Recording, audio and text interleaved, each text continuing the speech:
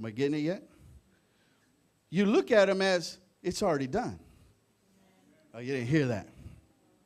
See, that's why when you're praying for your husband or your wife, and you're praying for them to something to, they ain't got it yet. They're getting a little crazy sometimes. Someone just didn't make the beans right or something. Praying for them to make tortillas a certain way. Come on. And they don't make it the way you want it to be made. You don't curse that situation. You bless it. Because you pray that it's already going to be done. That it's already done. See, the church is missing it because we're praying, oh, God, if you would just do it. Oh, God, if you would just come down and touch us, God. He says, I already come down and touch you. I've already done everything I need to be done for you. I have already went to the cross over 2,000 years ago and gave you all healing power and authority that is at your disposal, church, as the authorities and ambassadors of heaven, ambassadors of Christ, because everywhere you go, listen to me, you have amnesty against the devil. Come on, you're not hearing me right now. Some of you ought to get some excitement going on because, look, I got some family members here and they're waiting for you to shout. Y'all listen real good, obviously. They're shouting over there on live stream, I know it. Thank you, Mom. Praise the Lord. Don't send the beans later. That's okay. She said, they didn't amen you, mijo. So now, I know some of y'all, it's kind of like a submarine with a screen door. You just don't want that. But this is the deal. When we believe, see, what was she saying? She said, if I'm going to touch him.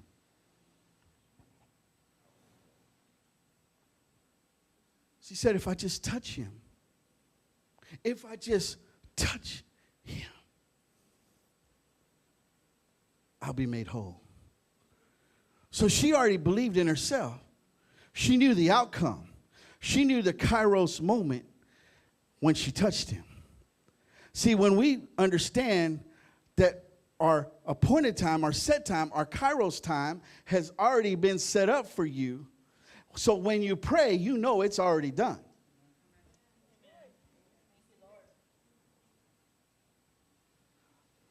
But if you stay in Chronos time, you'll get mad at God.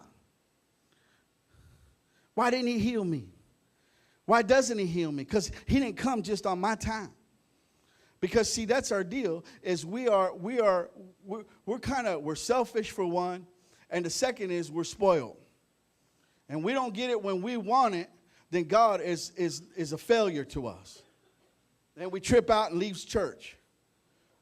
We trip out and we say, well, how come I didn't get voted in to be the pastor? The reason why is because it wasn't your time yet. Because there's some growing to be done. Come on, I'm talking to somebody in here.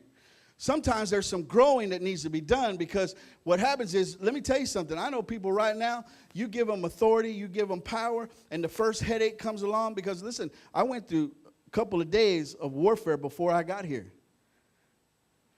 And let me tell you something, for you people that are inspiring to be in ministry, or you're in ministry and you already know it already, but you want to be, let me tell you something.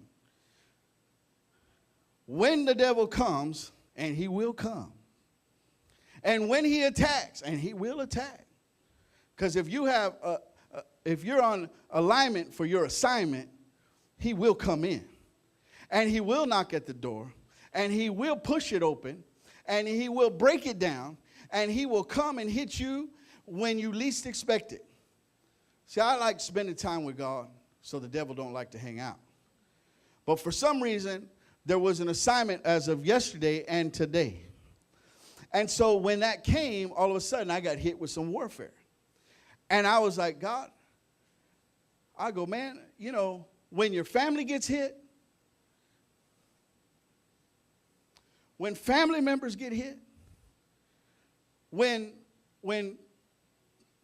you see children going out there going crazy, doing stuff that you don't want them to be doing, and when you get sick in your body and you don't want to get sick, you say, well, God, I'm your man of faith and power.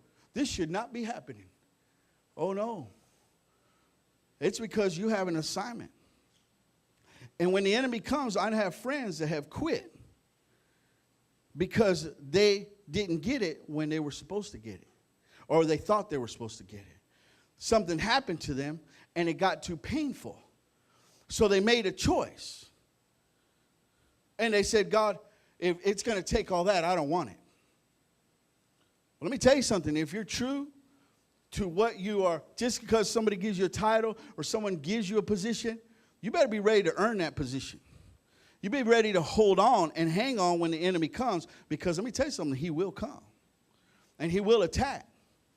I don't like to give him glory, but I'm going to tell you something. That's the time you have to decide whether shipwrecks, whippings, put in jail, put in the innermost prison, are you going to sing praises to his name? Come on, are you going to sing praises to break those shackles off?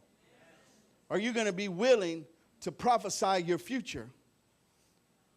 Are you willing to lay hold of the hem of his garment? Are you willing to go after God even though everything's coming against you?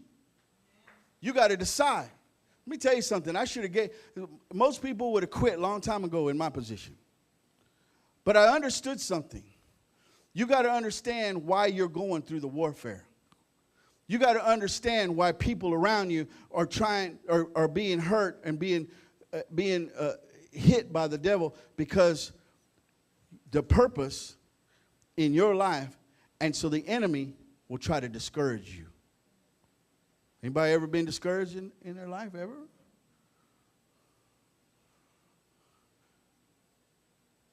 The enemy will come. When he does that, then it's just to veer you off. Get your focus on that, because you're pointed in a direction. But let me tell you something. Everybody always says, they say, am I in the, if I'm in the will of God, just everything's going to go good. I'll never have a problem in all my days. If I'm in the will of God, everything goes smooth. Money comes to me. Just people give me money. My car never breaks down. Never have a flat tire. No problems ever happen to me. If you're in the will of God, look for them, because they're coming. And if you haven't had one yet, see, Paul was shipwrecked, put in prison, had struggles. Woman with the issue of blood, she had an issue. But when you touch the true church, when you have an assignment from God, when you are willing to be spent for the gospel's sake. Someone said to me last night, they said, man, why are you going to drive all the way to San Antonio? I said, because I have an assignment. And he said, well, you're a man on a mission. Yeah, I'm on a mission from God. Because there's some people in San Antonio that need a miracle. They need to touch the hem of his garment. They need a touch of God. Not that you don't go after it, but I'm going to tell you something. You can't treat every church service like it's just a normal church service. Because when complacency, and many times that's what happens. We get complacent. We treat it like it's just something, it's just what we do on Sunday. It's what we do midweek. We should have more people on midweek service than we do on Sunday service.